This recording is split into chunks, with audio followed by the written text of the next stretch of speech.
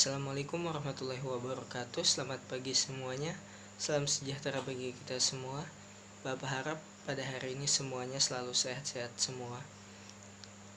Jadi pada hari ini kita akan mempelajari struktur dan fungsi sel penyusun jaringan pada sistem sirkulasi. Sedangkan untuk materi spesifiknya pada hari ini kita hanya akan mempelajari tentang darah dan komponen penyusun darah. Jadi langsung saja kita masuk ke materi yang pertama, yaitu apa itu darah. Darah merupakan unit fungsional seluler pada manusia maupun hewan yang berperan untuk membantu proses fisiologis di dalam tubuh. Secara umum, darah terbagi menjadi dua, yaitu yang pertama adalah sel darah dan yang kedua adalah plasma darah. Untuk sel darah sendiri itu dibagi lagi menjadi tiga.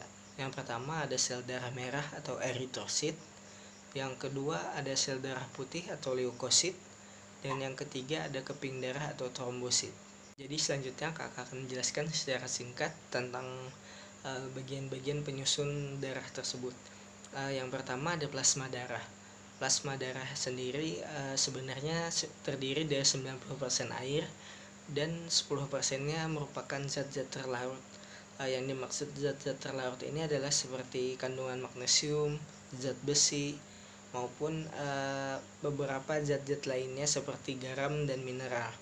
Fungsi dari plasma darah adalah sebagai pelarut dari zat-zat yang kakak sebutkan sebelumnya. Selain itu juga plasma darah berfungsi sebagai pengedar dari sari-sari makanan. Juga plasma darah juga dapat berfungsi membawa sisa-sisa metabolisme pada tubuh. Selanjutnya adalah bagian sel darah merah atau eritrosit. Jadi untuk ciri-ciri eritrosit, yang pertama adalah berbentuk bikonkap, yang kedua adalah tidak memiliki inti, yang ketiga adalah warna merah terang. Warna merah terangnya berasal dari zat yang bernama hemoglobin. Jadi untuk hemoglobin ini sendiri fungsinya pada bagian eritrosit itu adalah untuk sebagai pengikat oksigen dan karbon dioksida pada darah. Selanjutnya untuk eritrosit dibentuk di dalam sumsum tulang. Dan yang terakhir, pada setiap milimeter kubik darah pada laki-laki terdapat kurang lebih 5 juta sel eritrosit. Sedangkan pada perempuan pada 1 mm kubiknya hanya mencapai kurang lebih 4 juta sel eritrosit. Selanjutnya adalah sel darah putih atau leukosit. Jadi untuk ciri-ciri dari leukosit, yang pertama memiliki inti sel berbeda dengan sel darah merah sebelumnya. Yang kedua tidak mengandung hemoglobin, yang otomatis sel darah tersebut tidak akan berwarna merah. Yang ketiga memiliki ukuran yang lebih besar daripada eritrosit. Yang keempat dibentuk di dalam sumsum merah, limpa, dan kelenjar getah bening. Lalu di dalam setiap 1 mm kubik darah terdapat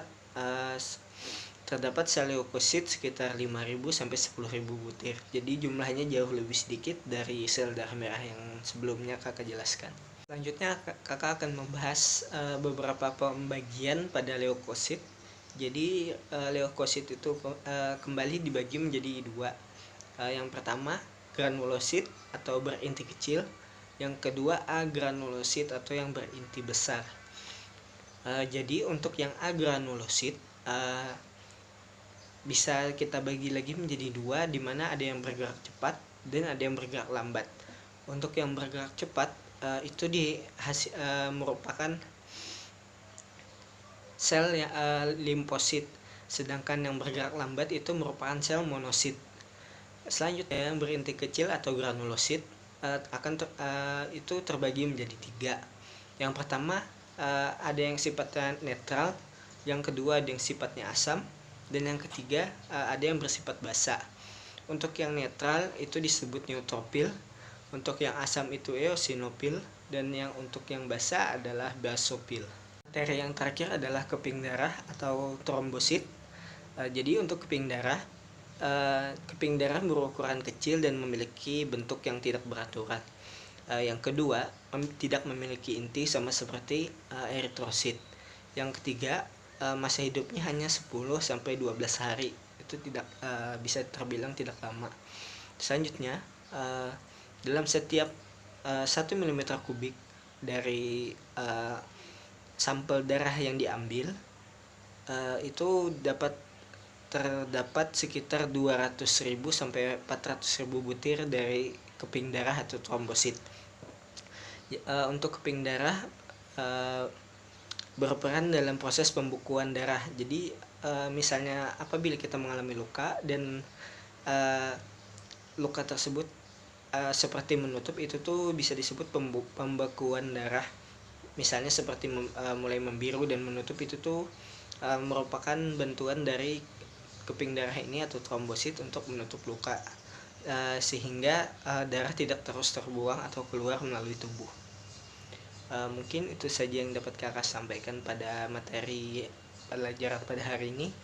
Kakak harap semoga bermanfaat. Wassalamualaikum warahmatullahi wabarakatuh.